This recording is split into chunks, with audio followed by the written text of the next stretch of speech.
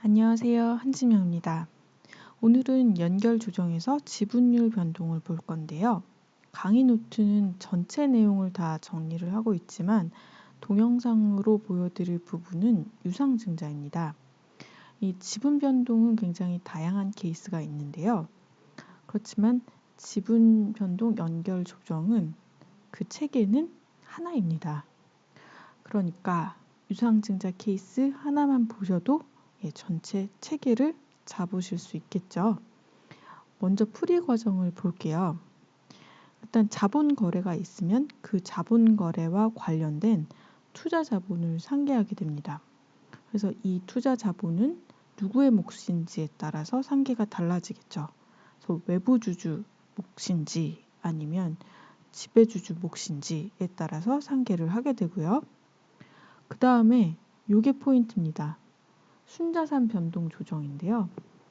이 순자산 변동 조정이 이 거래 전 순자산의 2% 지분율을 곱해 주셔야 되고요. 거래 전 지금 풀이 과정은 다 지배기업의 입장에서, 왜냐면 우리는 지배기업 분개를 할 거잖아요. 그런데 계속 비지배 지분이랑 왔다 갔다 하면 혼란스러울 수가 있어요. 그래서 저는 모든 풀이 과정은 다 지배기업 입장에서만 살펴보겠습니다. 그래서 순자산 거래 전 순자산의 퍼센트 지배기업의 몫이고요. 거래 후 순자산의 퍼센트 지배기업의 몫을 구해서 이 거래 전후의 순자산 변동을 한정을 하게 되는 거죠. 거래 전후의 순자산 변동을 산정을 하게 됩니다. 이 거래 전후의 순자산 변동과 내가 받은 돈, 납입 수령액이죠. 받은 돈이면 받은 돈과 준 돈의 차이가 없다. 그랬을 때는 다른 조정을 할 필요가 없겠죠. 네. 그런데 이 순자산 변동과 이 받은 돈, 준 돈, 납입액 수령액과 차이가 있다. 그러면 조정액이 나오게 되고요. 이 조정액은 다시 지배주주 몫과 비지배주주 몫으로 다시 조정을 해 주셔야 합니다. 네. 그래서 여기 제가 정리를 해놨는데요. 순자산 변동과 납입액 수령액 간의 차이가 있는 경우 조정을 하게 되고, 지배기업 입장에서 이게 조정액이 플러스다. 그러면 이익이죠. 그러면 자본잉여금을 증가하게 시켜주게 되고 비지배 지분을 감소시켜주게 되고요. 지배기업 입장에서 마이너스다. 그러면 자본잉여금이 당연히 감소하게 되고요. 비지배 지분이 증가하게 된다라는 거 아실 수 있겠죠. 이 조정만 추가로 해주시면 됩니다. 그러니까 풀이 과정은 간단하죠. 첫 번째는 투자자본 상계, 그 다음엔 순자산 변동 조정입니다. 여기서 나 프리미엄, 그러니까 영업권을 보지 않고 순자산만 보고 있잖아요. 그게 영업권을 보통 지배력 프리미엄으로 보고 있기 때문입니다. 그러니까 지배력이 지금 상실되지 않은 지분율 변동 거래에서는 영업권을 고려하지 않고 있는 거죠. 그래서 순자산만 가지고 보는 거죠.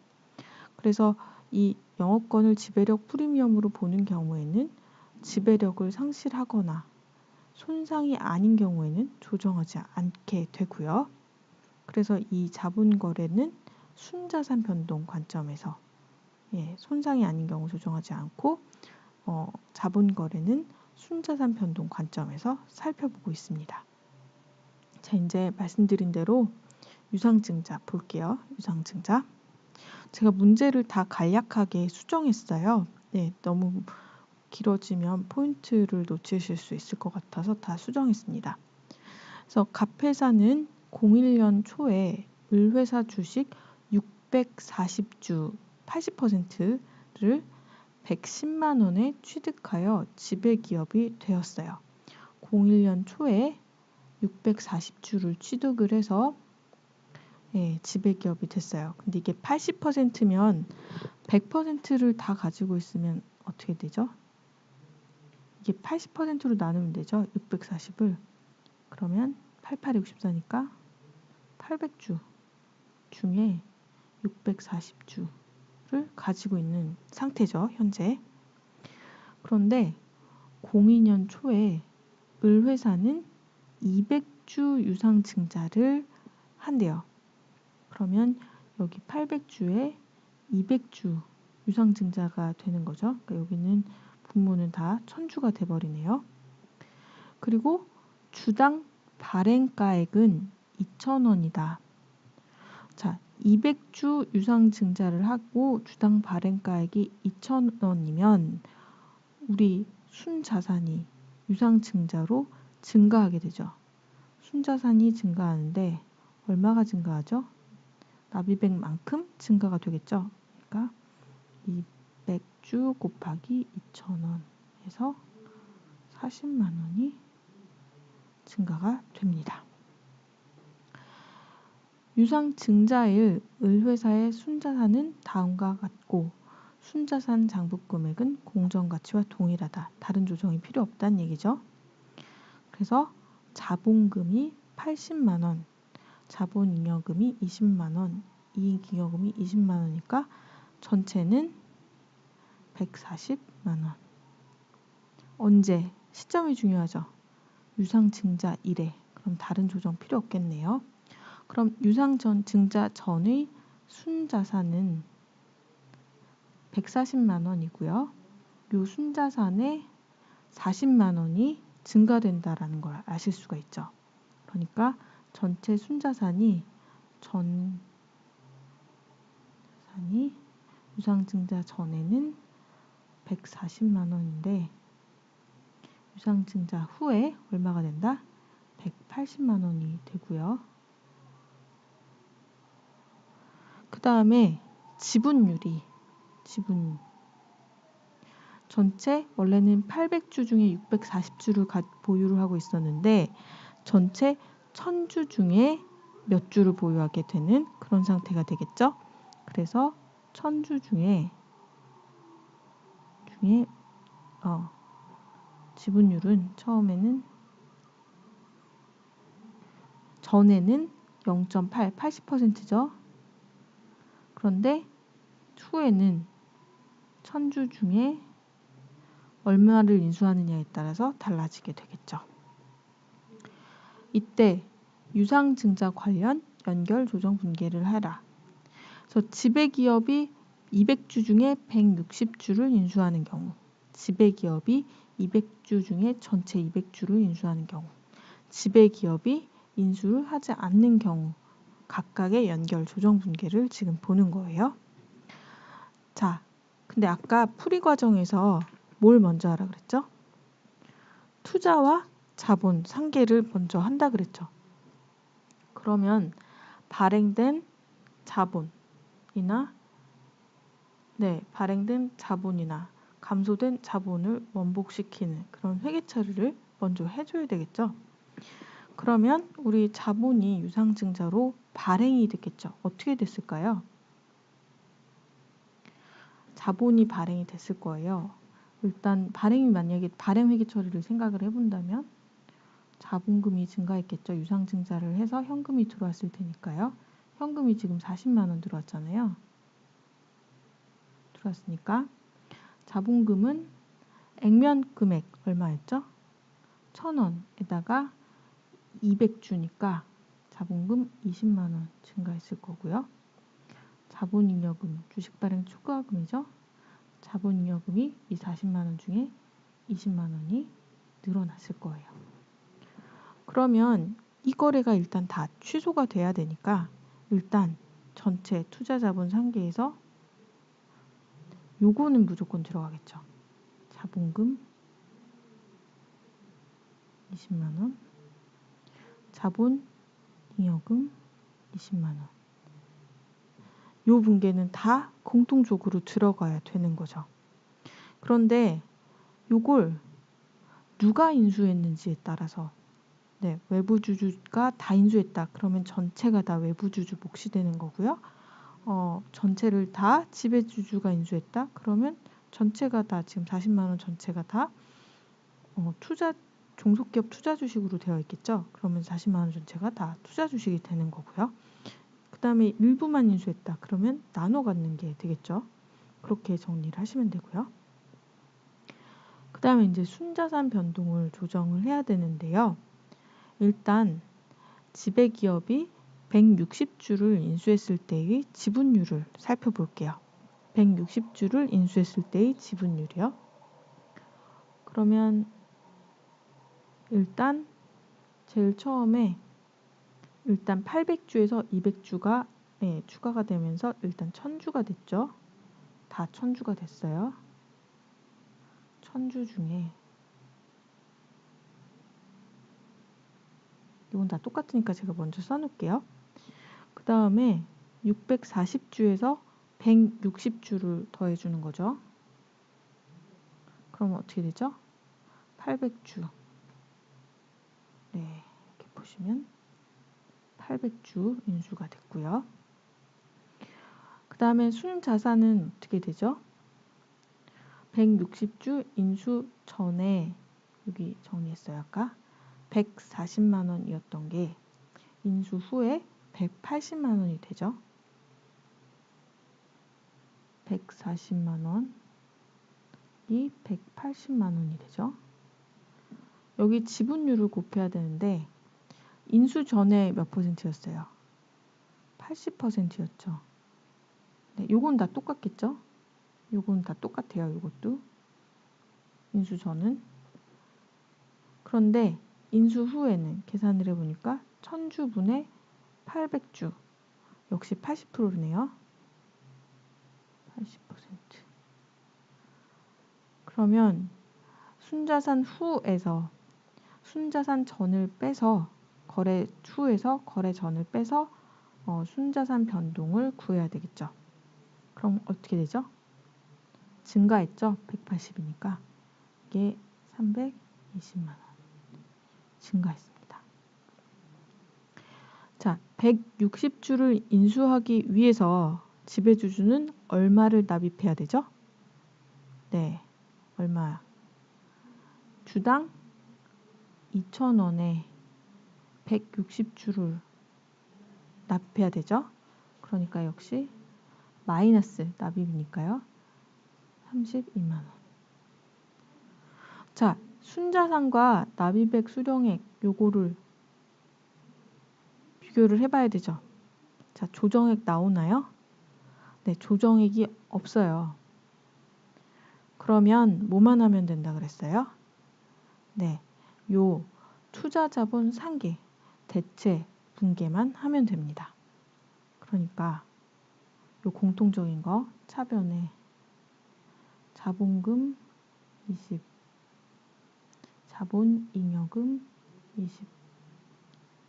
다가 이걸 전부가 다 지배기업이 인수한 게 아니라 160주를 인수했죠. 그러니까 인수한 부분만큼 대변에 이거 지금 종속기업 투자로 재무제표 있을 거예요. 종속기업 투자 32만 원. 그 다음에 비지배 지분 8만 원을 인식을 하게 되는 거죠. 순자산 조정 없고요. 자, 그러면 200주를 인수를 했다면 어떻게 되는지 봐야 되겠죠. 그러면 200주를 인수를 했다면 이게 160이 아니라 200주가 되고요. 그럼 이게 840이죠. 그러면 몇 퍼센트예요? 1000주 중에 840이니까 84%가 되겠네요. 그러면 200주 인수 후에 지분율은 84%가 돼요. 아까 말씀드린 대로 순자산 전은 똑같죠. 지금 80% 가지고 있고 이것도 똑같아요. 순자산 후는 역시 180만 원에 곱하기 84% 조정을 해야 되겠죠. 그래서 요거에서 요거를 빼줘야 되겠죠. 순자산 후에서 순자산 전을 빼야 순자산 변동액이 나오겠죠. 자, 컨닝을 해볼게요. 그 금액이 39만 2천 원입니다. 플러스네요. 플러스 39만 2천 원. 자, 나비백이 있죠? 200주를 다 인수를 했으니까 2천 원. 주당 인수가 2천 원이죠? 곱하기 200주. 마이너스 40만 원이죠. 나비백. 자, 요거 조정액 나왔어요. 얼마 나왔죠? 마이너스 8천 원. 그러면 아까 말씀드린 대로 8천 원만큼 자본잉여금이 줄어들고 외부주주 지분이 증가한다라는 걸 아실 수가 있겠죠. 자, 그러면 대체 분계 외에 이 조정 분계가 하나 더 들어간다라는 거 알 수 있어요. 자, 요거 공통으로 들어간다 그랬죠. 차변에 자본금 20만 원, 자본잉여금 20만 원 들어가고요. 대변에 이거 200주 전체를 종속기업이 가져갔죠. 그래서 종속기업 투자가 40만 원 다 없어지고요. 그 다음에 조정액 처리해야 돼요. 자본잉여금 줄여주니까 차변으로 가야 되겠죠. 자본잉여금 8,000원. 외부주주 늘려줘야 되죠. 외부주주 8,000원. 네, 이렇게 조정을 해주시면 됩니다. 똑같아요. 이제는 마지막 영주를 인수하는 경우죠. 영주를 인수하는 경우. 그러면 1000주 중에 원래 가지고 있던 640주만 있는 거죠. 1000주 중에 원래 가지고 있던 640주. 그러니까 64%가 되네요. 64%가 돼요. 64%. 네, 요거 똑같고요. 순자산 전은. 그 다음에 1800 순자산 후 금액 곱하기 64%. 그래서 순자산 후에서 순자산 전을 빼주면 되죠. 자, 이것도 커닝을 해야 되겠죠? 그래서 구해봤더니 플러스 32,000이 나온대요. 플러스 32,000. 플러스 32,000. 자, 순자산은 늘어났어요. 그런데 우리 나비백 없죠. 네, 나비백 없어요. 영주를 인수했으니까요. 그러면 조정액은 플러스 32,000. 이렇게 나오겠죠. 자, 그러면 대체 분계 플러스 조정 분계 자본잉여금을 증가시키는 방향으로 해야 된다는 걸 알 수가 있죠. 자, 대체 분계 이제 할게요. 똑같이 요거 다 공통이라 그랬죠. 차변에 자본금 20만 원, 자본잉여금 20만 원, 대변에 다 누가 인수했죠? 외부주주가 인수했죠. 외부지분이 40만 원. 자, 순자산 조정 들어가야 되는데 자본잉여금이 늘어나죠. 그러니까 대변에 자본잉여금 얼마? 32,000원. 차변에 외부주주 줄여줘야 되죠. 주주 32,000원. 이렇게 정리를 하시면 돼요. 그래서 다른 자본 변동 문제를 푸실 때도 이슈 해결을 하실 때도 이 같은 체계를 가지고 하셔야 되는데요. 가장 포인트는 일단 대체 분계는 당연히 들어가야 되고 그 다음에 순자산 변동과 이 수수하는 금액, 나비백 수령액에서 조정액 구해서 이 순자산 조정만 해주면 된다. 근데 보통들 이게 합쳐서 조정 분계가 들어가다 보니까 혼란스러우신 경우가 있어요. 그리고 이제 개별 사안별로 별도로 기억을 하셔야 되는 경우가 있거든요. 그래서 요 하나의 맥락으로 잘 이해를 하셨으면 좋겠습니다. 감사합니다.